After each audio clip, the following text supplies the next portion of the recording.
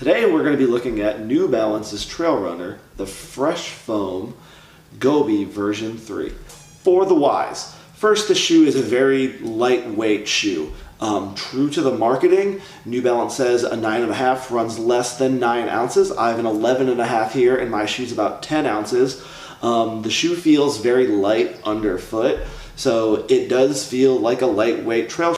Another thing I really liked about this shoe was the material the upper was made out of. The mesh provides lots of strength and support, but it's also kind of very flexible at the same time, so it kind of provides you the best of both worlds. It's a good, nice, secure fit with the mesh and the overlays. What I liked about this shoe was the grip.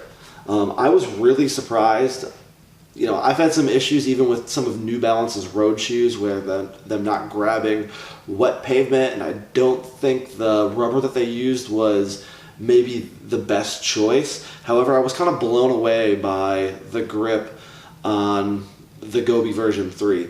The only place it wasn't really outstanding was in really super muddy conditions. The lugs are just not deep enough and they're not spaced quite far enough apart to be a great shoe for running in the mud. But wet, rocks, dirt, it did a really good job kind of in all those situations. Fit. I'm a size 11.5 and this shoe fit me perfectly.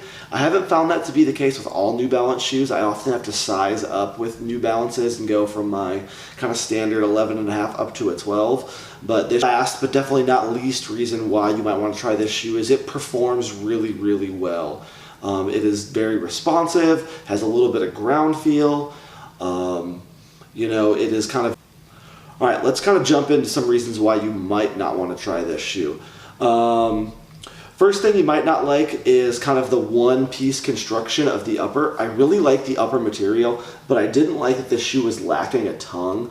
It is kind of nice and flexible around here, but whatever material they've kind of constructed out of this ankle collar, I had some real blister problems where I had to make sure to wear a little bit higher socks. I really like ankle socks, and I wasn't able to wear them with these shoes. So I would have preferred kind of a little bit of padding with a tongue as opposed to the one-piece upper construction. Another reason why you might not like this shoe is if you run on really technical terrain, there is no rock plate in the shoe. So it's super flexible, it's super bendy, great for those runners who like some ground feel, who don't run on super technical trails, who don't have to worry about sharp rocks and tons of roots. So they work really well on my faux toe protection plate.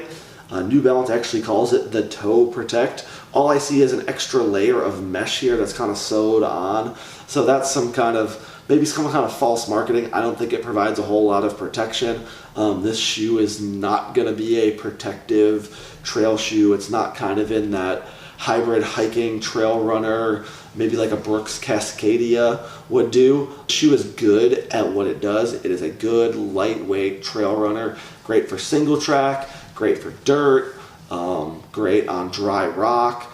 So if you're looking for something more, something a little bit more aggressive, something a little bit more protective, this shoe might not be for you.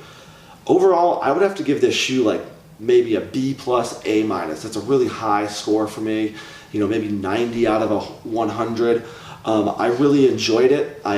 It works really well on my local trails. I'm not big in the ultra scene. I really like, you know, distances between 10 and 20 miles. So the shoe is really comfortable and fast for me at those distances. It's the New Balance Fresh Foam Gobi version 3.